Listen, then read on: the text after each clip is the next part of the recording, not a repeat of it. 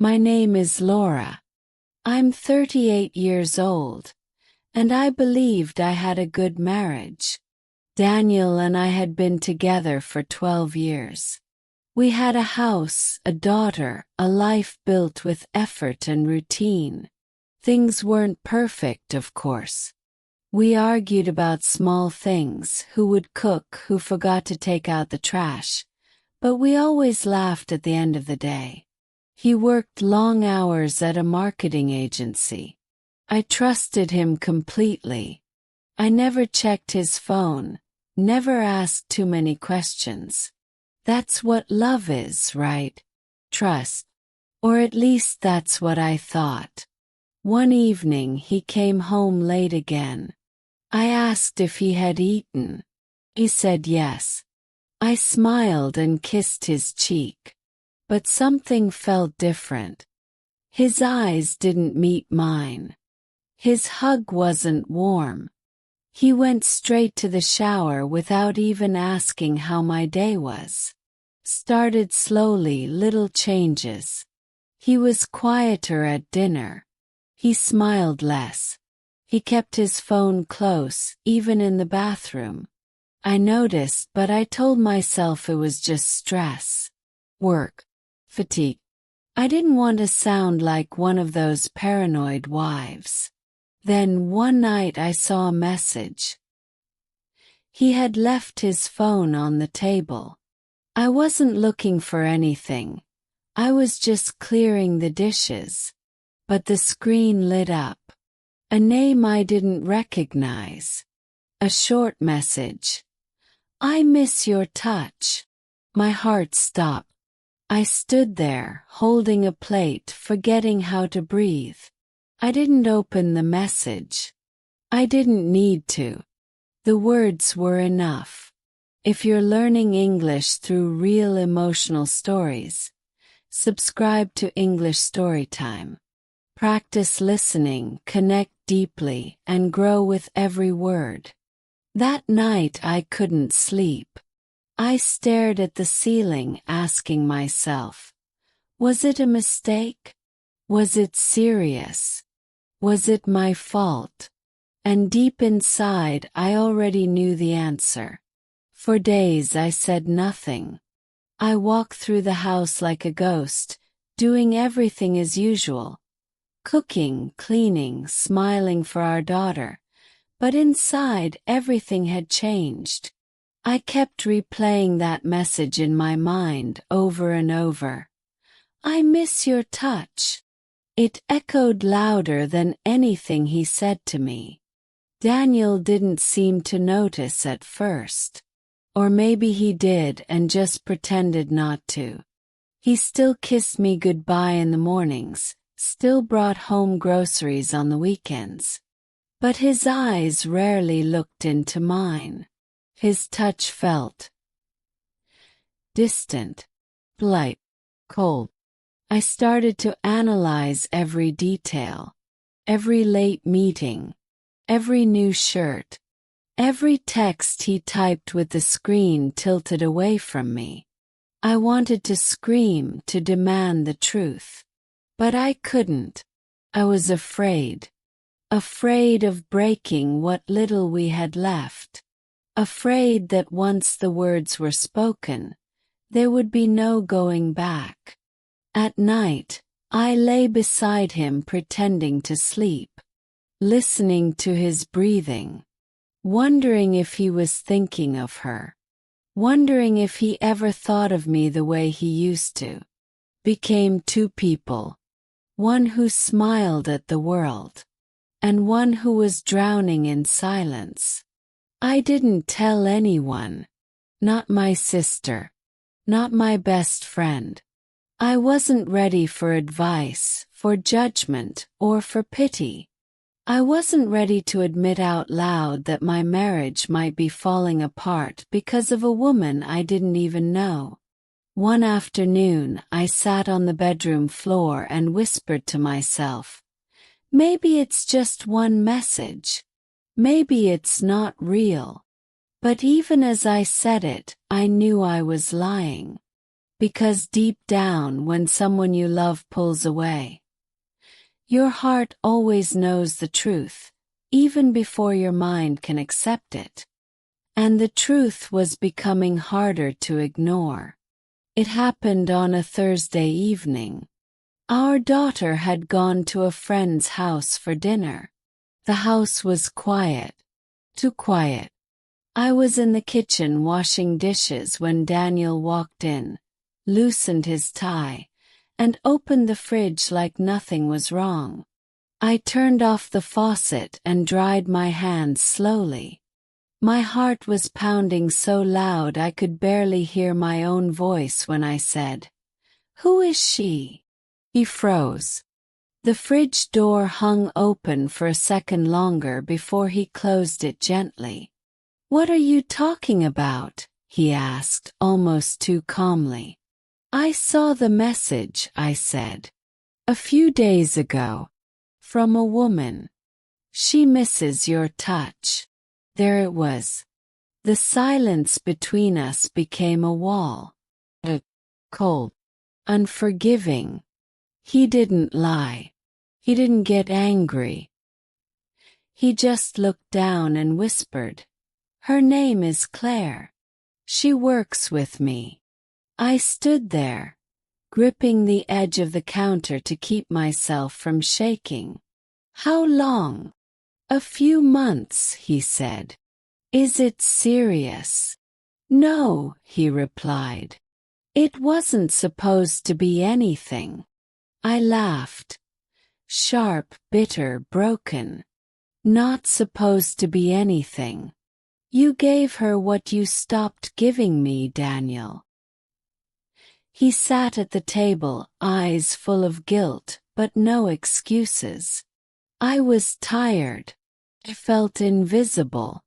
And she made me feel seen. I swallowed hard. And I didn't. He looked at me then, truly looked at me for the first time in weeks. "You always did. I just forgot how to see you back." That sentence shattered something inside me.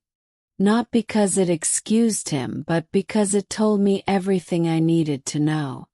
He wasn't just unfaithful with his body. He had been gone from me long before that text. I walked out of the room without saying another word. I needed time. I needed space. But more than anything, I needed to decide if I could ever look at him again and still see the man I once loved. I packed a small bag the next morning. Just enough for a few days. Daniel didn't try to stop me. He watched from the hallway as I zipped up the suitcase. His eyes were red. His hands in his pockets. "I'm not leaving forever," I said quietly. "But I need to think. I need to breathe." He nodded. "I understand." I went to my sister's apartment. She didn't ask questions. She made tea, gave me a blanket, and sat beside me in silence. That first night, I cried until I couldn't feel my face. I wasn't just mourning the betrayal. I was mourning the version of us I thought was real. Over the next few days, I avoided messages from Daniel. I needed to hear my own voice again before I could hear his. I walked alone in the mornings. I wrote in a notebook. I stared at photos of our daughter when she was little. Photos where we were still a team. I thought about the affair. About Claire. About the text. About all the small signs I had ignored for months. But I also thought about the life we had built. The laughter, the inside jokes, the late-night talks.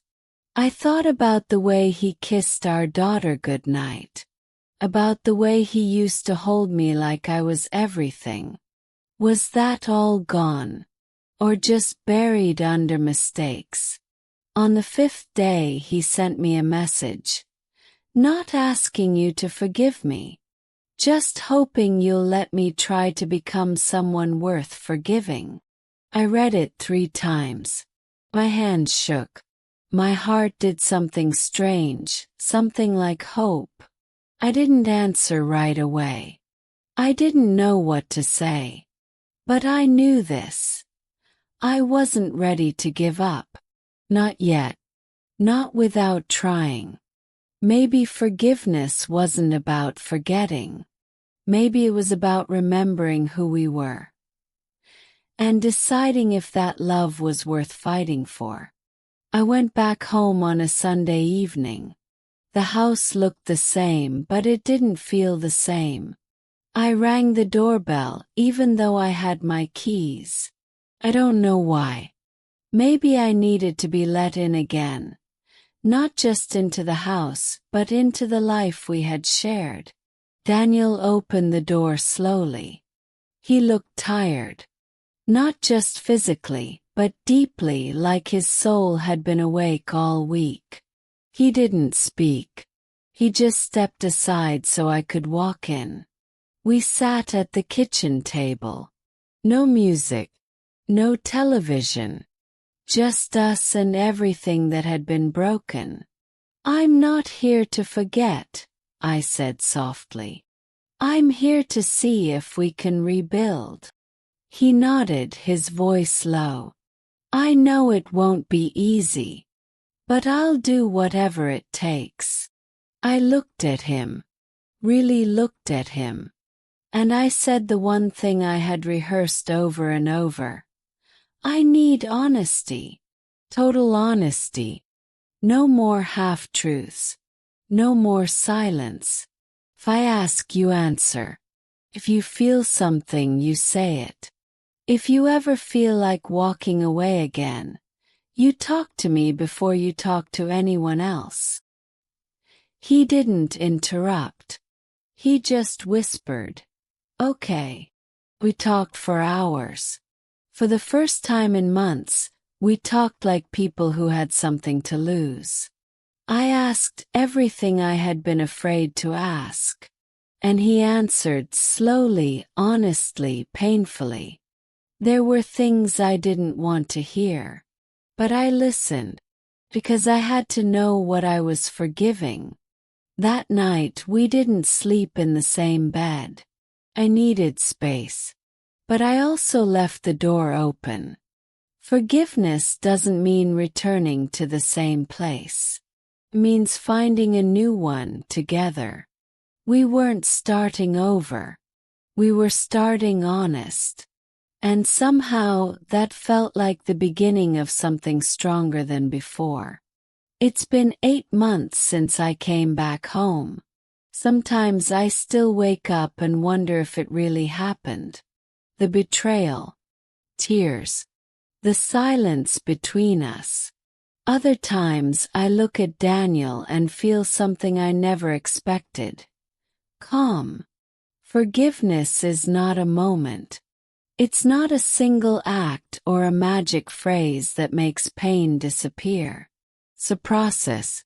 A choice you make again and again, even when your heart still stings. We went to therapy. Together and separately. There were sessions where I cried through the whole hour. Others where I sat in silence, arms crossed, daring him to earn my trust again. And slowly he did. Not with grand gestures or perfect words, but with consistency, with presence, with truth. He deleted every trace of her, changed jobs, took responsibility without defensiveness. He started making time again, real time for our family, for me. But he also didn't push. He gave me space when I needed it. He didn't expect things to go back to normal. He understood that normal would never come back. What we were building now was new. And I changed too. I started speaking more. Not waiting for things to get unbearable before I expressed them. I let myself feel. I let myself grieve. And I let myself hope again. There are still scars. There are moments where a word, a scent, or a pause in conversation brings back the ache. But the difference now is that we face it together. He sees me. He hears me. And for the first time in a long time, I believe him. Last weekend, we danced in the kitchen while dinner burned. Our daughter laughed from the hallway, calling us ridiculous. And maybe we were. But in that moment, I felt something I hadn't felt in a long time. Joy. Real, whole, unfiltered joy. Forgiveness didn't make everything okay. It didn't erase the past. But it gave us permission to build a future. Not perfect, but true.